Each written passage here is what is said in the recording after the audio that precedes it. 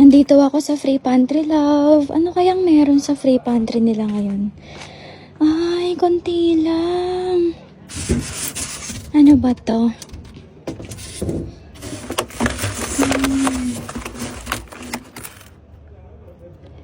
Oh, okay. Turkey. Hindi kasi ako kumakain neto. Although nakatikim na ako pero hindi ako mahilig sa turkey. May pang ano sila, oh. May pang salad sila. Salad mix. Tapos, pang Caesar. And then, ito ay Cookie Cups yogurt. Crispy cookie cups filled with yogurt. Cream o cream. And muesli. Ang dami pala. Pero di ko rin bet to.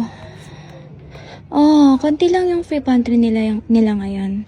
So, hindi tayo kukuha. Thank you! Ayun, love. Nagdala ako ng eco bag, pero wala akong bet na gustong kunin. So, ngayon, naglalakad na ako pa uwi. Tingnan nyo, halos sasakyan lang nakikita. Halos sasakyan lang makikita nyo kasi wala masyadong naglalakad dito. Wala masyadong lumalabas na tao kasi halos mga busy lahat. Kapag naman weekdays, yung mga car na yan is wala yan dyan. Ngayon kasi is Saturday. Siguro mga day off nila, wala silang pasok. Ganon. Kaya ayan, maraming mga kotse. Hindi tayo kumuha kasi hindi ko bet lahat eh.